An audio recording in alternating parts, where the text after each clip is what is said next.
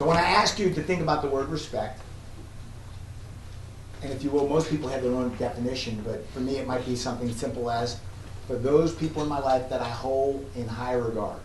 I respect them because I hold them in high regard. You look that up in the dictionary, that's probably what it says.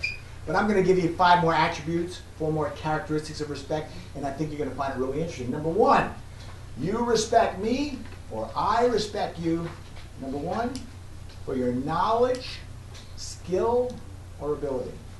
And that's easy when you're a craftsman, like a carpenter, or a fisherman. We talked about sports fishing. I go fishing with you, and man, you know the water temperature, you know the tides, you know the lures, you know the bait. I respect you for your knowledge, skill, or ability. One day when your air conditioner doesn't work in your house and the AC truck pulls up and it's August, and that guy comes walking towards you, because he knows what he knows. You respect him a lot because you assume he's got the knowledge, skill, and ability to fix your AC. Second one, you respect people for their wisdom, right? Their wisdom. When we talk about wisdom, we talk about the ability to use a quantity of information and to use it for the most beneficial way. Well, what's the difference between knowledge and wisdom? Knowledge is quantity of information. Wisdom is how you use it. You might have a mechanic that's got a lot of knowledge but still can't fix your car.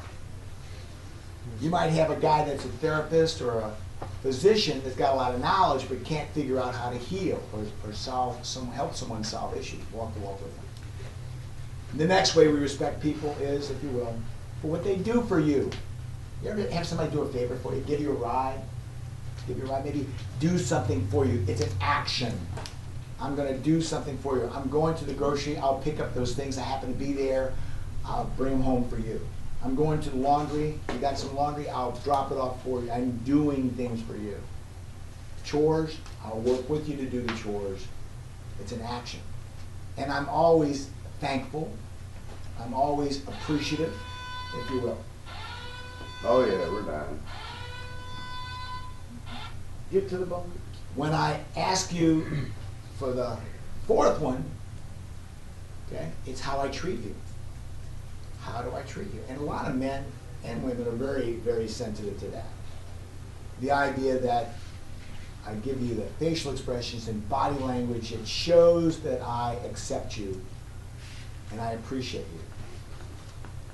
Sometimes we call it polite when you open the door for a woman. Sometimes, if you will, I'm maybe at a movie theater, I got a friend or whatever, and I say, come on, after you, go first. You go first. The idea that I recognize you in your presence and I show that to you. And then finally, the 5th one, the hardest one, because it's where I respect you for the way you lead your life. The way how do you conduct yourself in this thing called life? What's the quality of your pursuit? Are you an honest man? Are you a responsible man? How does that equate to you in the big picture? Now, as you take this topic and you apply it to your life and to yourself, you're going to see there's people out there that you consider good friends. And you know what? You really like the fact that they'll do anything for me, that's to do. And you like the idea that they're very skilled in whatever their profession is. And you like the idea that they're very knowledgeable.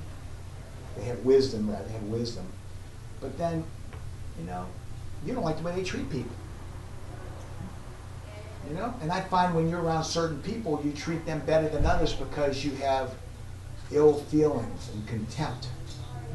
You might have a friend that's got a drinking problem, lost his job, down in the luck, and you say, you know, I respect you for your skill, your wisdom sucks, right? And how you lead your life is awful, but there are things in there that I do appreciate, and that is you've always treated me with respect, and you've always done things for me that I'm forever appreciative of, but those other 3, they don't cut it.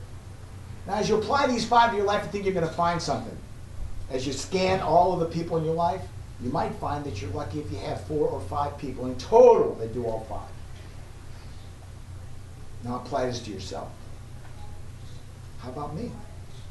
How about the way I treat people? How about what I do? My immediate family, those people that are close to me. Am I conditional in the way I treat them? You know, if they act the way I want them to act, then I'll treat them good. And if they don't act, we do that with our kids, don't we, all the time? Parents treat their kids awful when they don't do what they want them to do.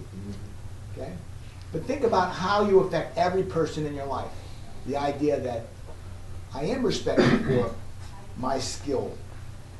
I am respected, I am respected for my wisdom, my knowledge. I am respected for how I treat people. I am respected for what I do for people. I am respected for the way I lead my life. And you're going to find it's pretty darn challenging.